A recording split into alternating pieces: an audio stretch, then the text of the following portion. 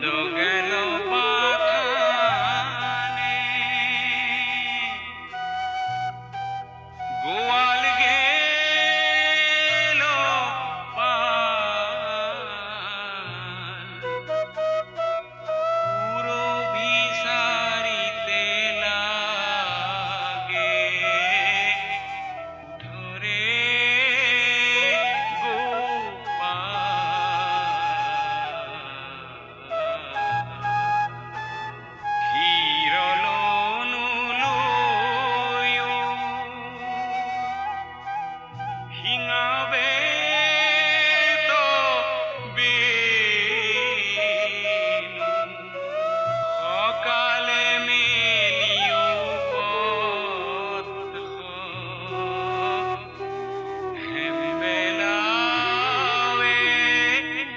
हम लोग आपकी मदद करेंगे, जल्दी सब कुछ ठीक हो जाएगा।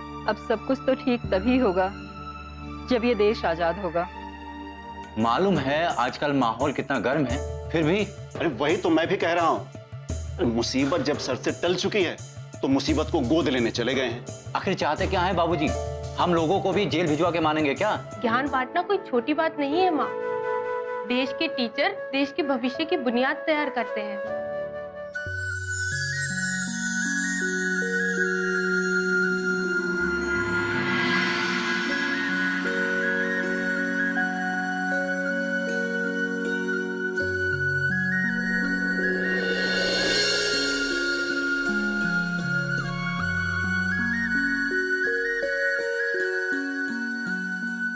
बीना, तुम अब खेलने के लिए बाहर क्यों नहीं निकलती?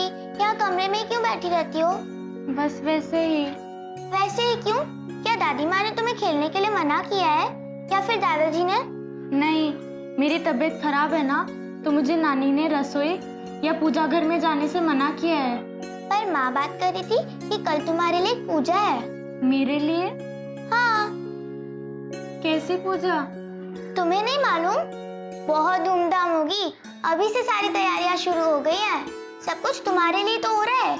तुम्हारे माँ और बाबूजी भी आने वाले हैं। तुम्हें कल अच्छे से सजाएंगे, नए कपड़े होंगे, सब लोग तुम्हें बहुत प्यार करेंगे और लाड भी।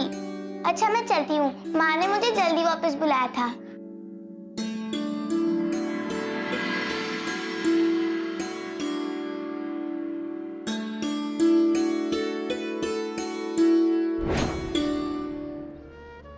बीना, क्या हुआ बेटा? तुम रो क्यों रही हो? किसी ने कुछ कहा? किसी ने डांटा? मुझे पूजा ने कहा कि बीना रो रही है। शायद श्रीकांत ने कुछ कह दिया है। श्रीकांत की बातों पर बुरा मत मानना। क्या मेरी शादी केले के पेड़ से होगी? हाँ बीना, लेकिन इसमें परेशान होने की क्या बात है? देखो, मैं तुम्हें समझाती हूँ। हमारे यहाँ एक परंपरा है जिसे पूरा किया जाता है। वहाँ रस्में होती है, लोग आते हैं। क्यों लोग आते हैं? खुशियाँ मनाने बेटा। देखो, घर में हर रोज कुछ ना कुछ रस्म तो होता ही रहता है, लेकिन ये रस्म कुछ खास है, इसीलिए तो सब लोगों को बुलाया जाता है। और इस रस्म में खास तुम हो, इसलिए तुम्हें दुखी नहीं होना चाहिए, तुम्हें खुश होना चाहिए बेटा। रस्म तो ठीक है नानी, लेकिन श्रीकांत कह रहा था कि जब मेरी केले के पेड़ से शादी हो जाएगी तो मेरी पढ़ाई छुड़वा दी जाएगी। नहीं बेटा, तुम अगर पढ़ना चाहते हो तो जरूर पढ़ना, तुम्हारी पढ़ाई नहीं छुड़ाई जाएगी। लेकिन ये जो रस्म है ना, इसमें केले के पेड़ के साथ शादी होती है, इसीलिए इस रस्म को तो पूरा करना ही होगा। इस रस्म के समय उदास नहीं होते हैं बेटा। जी नानी। अच्छा, चलो अभी आंसू पोंछो। आज दुखी होने का दिन नहीं है, आज तो खुश होने का मौका माना जाता है। और पता है, हमने सीता और दामाद जी को भी खबर भेज दी है। क्या? माँ और बाबूजी भी? हाँ, आज तुम्हारे लिए रस्में हो रही है, तो हम उन्हें नहीं बुलाएंगे क्या? कल सुबह सीता और दामाद जी भी आ जाएंगे, फिर हम सब लोग साथ में खुशियां मनाएंगे और तुम्हारा ये रस्म पूरा करेंगे। समझ गई ना? जी नानी। समझ गई। अब समझ गई हो तो आंसू पोंछ लो, थोड़ा हंस दो बेटा। हाँ?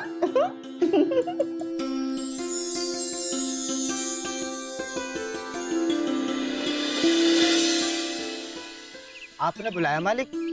हाँ मोहीराम, ये कुछ सामान है और ये तामुल पान, ये सीता और दामाद जी को देना और उनसे कहना कि कल उनका यहाँ रहना बहुत जरूरी है।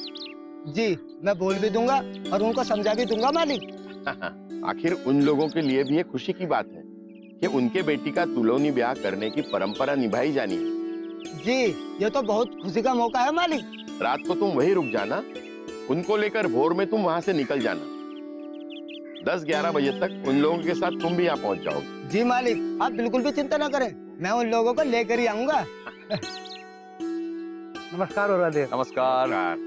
आइए आइए, धन्यवाद धन्यवाद। बैठिए, आप भी बैठिए। और भाई क्या तैयारी चल रही है? बस तुलौनी ब्याह की तैयारी चल रही है। और बताइए, आप लोगों का कैसे आना हुआ? क्या बात है, आप लोग कुछ परेशान लग रहे हैं? हाँ, बात ही कुछ ऐसी। हमने कहा था ना, अंग्रेज सरकार अब और भी एक्शन में आ गई है। अंग्रेज पुलिस का एक अधिकारी जैक्सन यहाँ ट्रांसफर होके आया है। सुनते हैं कि बहुत तेज और खतरनाक इंसान है वो। हाँ तो उसी जैक्सन ने कल महानंद को गिरफ्तार कर लिया। क्या? हाँ, शायद किसी ने मुखबिरी कर दी होगी। उन्हें 5000 इनाम रखने का फायदा मिला और महानंद गिरफ्तार हो गया। सुनने में तो ये भी आया कि महानंद ने गिरफ्तारी से पहले खुद को मारने की कोशिश की, लेकिन वो कामयाब नहीं हो पाया। अब क्या होगा? और अंजाम क्या होगा? अंग्रेज सरकार उसे फांसी पर भी लटकाए बिना नहीं मानेगी, लेकिन उससे पहले पुलिस महानंद से उसके साथियों के बारे में उगलवाने की कोशिश जरूर करेगी। जैक्सन को खबर ये भी लगी है कि महानंद इसी एरिया में छुपा हुआ था और किसी ने उसे अपने घर में छुपा कर रखा था।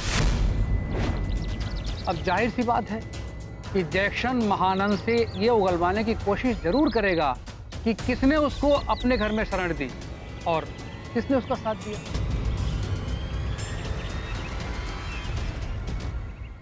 भारत माँ का लाल है वो, अंग्रेजों के सामने टूटने वाला नहीं है वो, चाहे जैक्सन उसके साथ जो भी सलूक करे।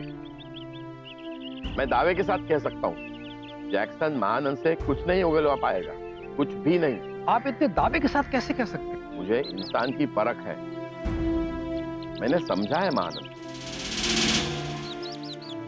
ऐसा मत बोलो नंद बरुआ, आपकी बातें सुनकर मुझे अब शक होने लगा है। कहीं महानंद को आपने तो अपने घर में शरण नहीं दे रखी थी? अरे उसे एक घर की 4 दीवारी में क्यों बांधते हो, जिसके लिए पूरा भारत ही उसका अपना घर है।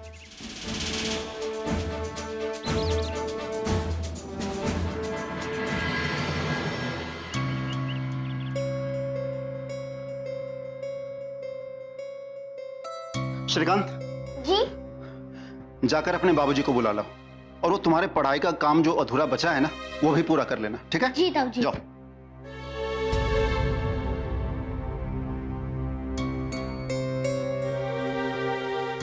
क्या बात है, बाहर कुछ हुआ है क्या?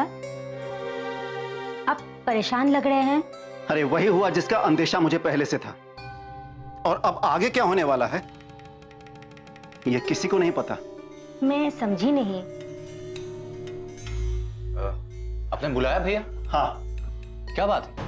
बाहर जाओ, इंद्र गोसाई और सूर्य हजारिका की बातें सुनो, सब समझ में आ जाएगा तुम्हारी। लेकिन आप बताइए ना क्या हुआ है, इतने परेशान क्यों लग रहे हैं? जैक्सन नाम का एक ऑफिसर यहाँ ट्रांसफर होकर आया है। जब उसका यहाँ तबादला हुआ था, तभी मैंने अदालत में कुछ लोगों से सुना था कि वो बहुत ही खतरनाक और निर्दयी किस्म का ऑफिसर है।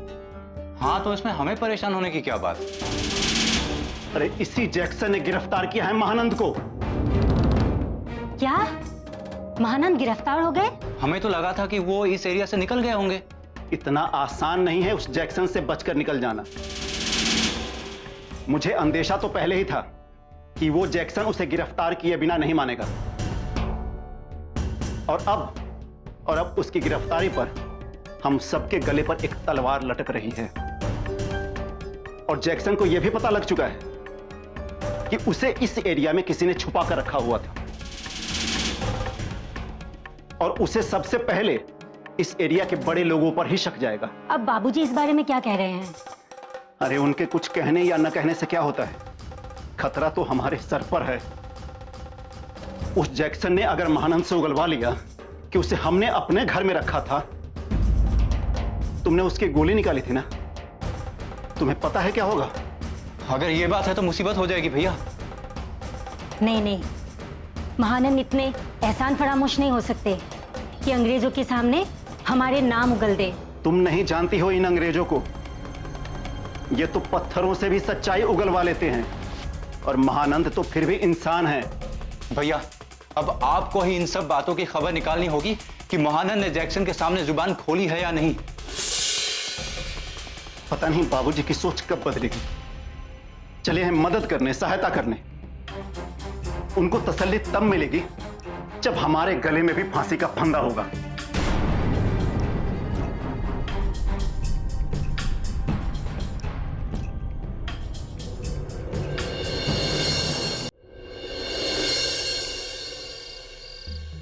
अब तुम्हारी तबीयत ठीक है ना? हाँ नानी, आज तबीयत ठीक लग रही है। कल तुम एकदम ठीक हो जाओगी। नानी, मामी कह रही थी कि ये सब भगवान का बनाया हुआ है। हाँ, तो मैं रसोई घर में क्यों नहीं जा सकती? और भगवान की पूजा करने क्यों नहीं आ सकती? पता नहीं बिटिया, ये रीति रिवाज क्यों है, किस लिए है, पर हमें तो ये सब मानना ही होगा। हम इन रीति रिवाजों को तोड़ नहीं सकते। नानी, रीति रिवाज तो यही है ना कि तुलोनी बिया के बाद लड़की पढ़ नहीं सकती, उसका बाहर जाना बंद हो जाएगा और खेलना भी बंद हो जाएगा। तो आप उस रीति रिवाज को कैसे तोड़ोगी? तुम इतना क्यों सोचती हो? तुम क्या हर वक्त सोचती ही रहती हो? हाँ नानी। मत सोचा करो, बाद में देखेंगे, हम बाद में सोचेंगे, ठीक है? ठीक है नानी। नानी, कल माँ और बाबूजी भी आ जाएंगे ना? हाँ बेटा। माँ, आप बताती क्यों नहीं? क्या कहा बाबूजी ने आपसे? तुम्हारी टीचर बनने की बात मैंने उनसे छेड़ तो दी थी। अरे, तो बाबूजी ने कुछ तो कहा होगा। उन्होंने कहा कि तुम टीचर बनने की तैयारी कर लो। टीचर की पढ़ाई के लिए जहां भी जाना होगा ना, वो तुम्हें भेज देंगे। क्या? हाँ, उन्होंने हाँ कह दी है। बाबूजी, आप कितने अच्छे हैं। देखा, टीचर बनने के नाम पर कितनी खुश हो रही है। जब टीचर बन जाएगी तब क्या होगा? अच्छा तो ये बात है, हमें भी बहुत गर्व होगा जब हमारी बिटिया टीचर बनकर ज्ञान बांटेगी और देश के भविष्य की बुनियाद तैयार करेगी, क्योंकि देश के भविष्य तो बच्चे ही होते हैं। मुझे भूल गई, इसमें मेरी भी कोशिश शामिल है। मुझे अच्छी अच्छी किताबें पढ़ने की आदत तो आप ही ने डाली है। अगर आप लेकर नहीं आते तो मैं पढ़ती कहां से? अरे ठीक है, ज्यादा भावुक होने की जरूरत नहीं है। तेरा जहां भी दाखिला होगा टीचर के लिए, हर 10 दिन में आता रहूंगा मैं, ठीक है? तुम पता कर लो अच्छी पढ़ाई कहाँ होती है, वहीं तुम्हारा दाखिला हो जाएगा। एक बात कहनी थी आपसे। हाँ बोलो। वो बीना है ना, उसकी तुलोनी ब्याह की रस्म कल पूरी की जानी है। हाँ, आज ही पता लगा है। मैं और रूमा उसमें चली जाएं? क्या उन्होंने निमंत्रण दिया है? फिर ऐसे में तो जाने का सवाल ही नहीं पैदा होता है। अरे हमें तो कोई बुलाता है तो हम जा नहीं पाते, और बिना निमंत्रण का जाने का तो कोई मतलब ही नहीं बनता है।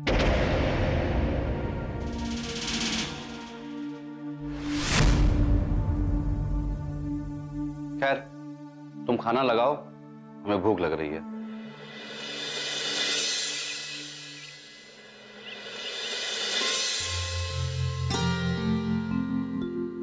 बिना बिना जगो बिना, सुबह हो गई। कराग्रे वस्ते लक्ष्मी, कर्मदे सरस्वती, कर्मुले तो गोविंदा, प्रभाते कर दर्शनम। कुछ आदतें तो इसकी माँ ने अच्छी सिखाई है। इसकी माँ को ये आदतें आपने ही सिखाई होगी ना माँ जी। चलो बिना, अब जल्दी से तैयार हो जाओ। केले के पेड़ से शादी होगी ना? आज उदास होने का दिन नहीं है, आज तो खुशी का दिन है। तुम ही सोचो, 3 दिन पहले तुम्हें कितनी तकलीफ हो रही थी और आज तुम कितनी अच्छी हो, है ना? इसीलिए तो ये रस्म हो रही है। मेरे तो कुछ समझ में ही नहीं आता। जब तुम थोड़ी और बड़ी हो जाओगी ना, सब समझ जाओगी। बस आज सबके सामने खुश रहना। आज तो खुशी का दिन है, इसीलिए तुम्हें सजाया जाएगा। मैं तो तुम्हें दुल्हन की तरह सजाने वाली हूँ। देखो क्या क्या पहनाती हूँ। और थोड़ी ही देर में सीता और दामाद जी भी आ जाएंगे। और सोचो, तुम अगर उदास रहोगी तो उन्हें कितना बुरा लगेगा। चलो, आज तुम्हें खुश होना चाहिए, हंसना चाहिए।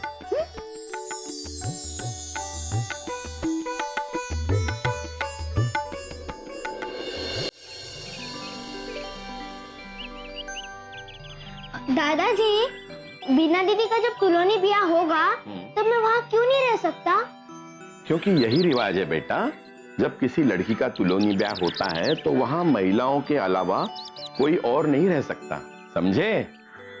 अब जाओ, बाहर जाके खेलो। जी दादाजी। क्या बात है, अंदर सब तैयारियां हो गई? क्या तैयारियां होंगी, जो जहां जाता है वहीं रुक जाता है। मोहिराम को भेजा था फूल लेने के लिए, वो पता नहीं कहाँ रुक गया, अभी तक आया नहीं। अरे भाई आ जाएगा, वो ताजे फूल लाने गया है। हो सकता है माली उसे फूल तोड़कर दे रहा हो, और फूल भी तो इतने ढेर सारे लाने थे। इसी में तो वक्त लग रहा है। क्या बात है, आप कुछ परेशान लग रहे हैं? हाँ, बात ही कुछ ऐसी है। क्या बात है? महानंद जी को पुलिस ने गिरफ्तार किया है। पुलिस उनसे उगलवाना चाहती है कि उनके साथी कौन है, उनका साथ किसने दिया और वो किसके घर में रहे। हे भगवान, इसी बात से कान्हा और बनमाली डर रहे थे। नहीं नहीं, डरने की कोई बात नहीं।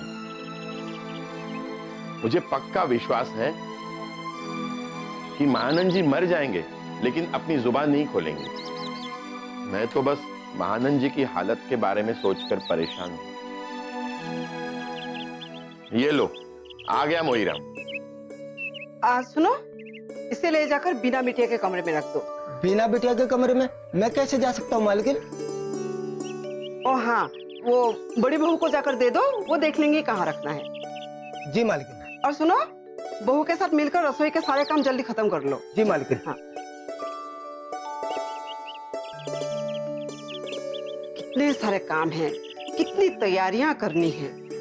अरे परेशान मत हो, घर में तुम हो, 2 बहुएं हैं, सब कुछ आसानी से हो जाएगा।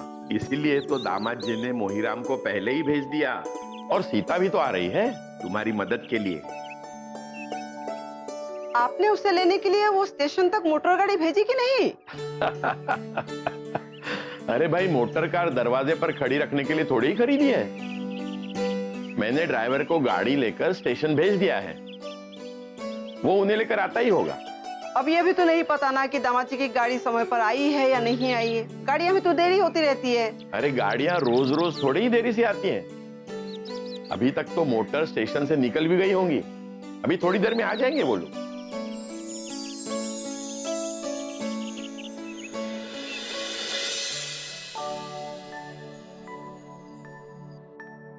एक बात समझ लो पार्वती, दीदी और जीजाजी आने के बाद मैं यहाँ नहीं रुकने वाली, फिर बचा कुचा काम तुम ही कर लेना। क्या हुआ पार्वती, तुम्हारा चेहरा इतना उतरा हुआ क्यों है? दीदी, वो महानंद है ना जो हमारे घर में छुपा हुआ था, हाँ, सुना है पुलिस ने उसे गिरफ्तार कर लिया है। अब जब पुलिस ने उसे गिरफ्तार कर लिया है तो फिर पुलिस जरूर सोचेगी कि उसकी गोली किसने निकाली, उसे किसने ठीक किया और वो कहाँ छुपा हुआ था। पुलिस तो ये जानना चाहती है कि आखिर क्रांतिकारियों की मदद कौन कौन लोग करते हैं। दीदी, अब जब वो गिरफ्तार हो गया है तो पुलिस उसे मार मार के सच उगलवाएगी, और अगर उसने बाबूजी का नाम उगला तो हम यहाँ खुशियां मनाने जा रहे हैं, और अगर पुलिस आई तो कैसे खुशियां मना पाएंगे? नहीं नहीं पार्वती, ऐसा कुछ नहीं होगा। मैंने सुन रखा है ये जो क्रांतिकारी होते हैं ना, बड़े जीवट वाले होते हैं। पुलिस चाहे कुछ भी कर ले, उनसे कुछ उगलवा नहीं सकती। इसीलिए तो आज ये लड़ाई इतनी आगे बढ़ चुकी है। मैंने तो ये भी सुन रखा है जब पुलिस आती है इन लोगों को गिरफ्तार करने के लिए तो ये लोग खुद ही जहर खा लेते हैं और गोली भी मार लेते हैं खुद को, ताकि पुलिस इन्हें गिरफ्तार ही ना कर पाए। विश्वास रखो पार्वती, उससे पुलिस कुछ उगलवा नहीं पाएगी। भगवान ना करे दीदी ऐसा ही हो। चलो जल्दी जल्दी रसोई का काम निपटाते हैं, थोड़ी देर में मेहमान आते ही होंगे।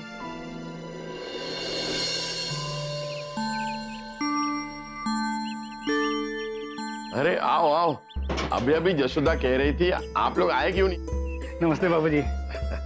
जीते रहो। जसोदा कहाँ गई? आ जाओ, ये लोग आ गए।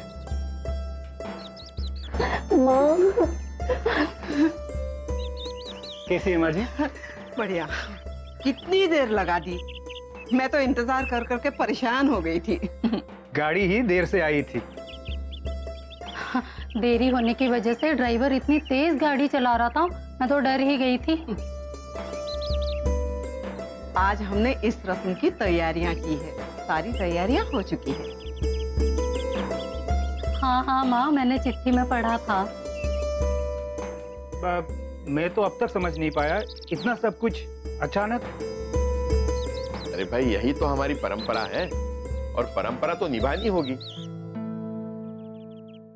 आप लोग अंदर जाइए, जलपान कर लीजिए। चलो बेटी, चलिए दामाद जी, आप लोग जरा अंदर चलिए, मैं बाहर देख कर आती हूँ।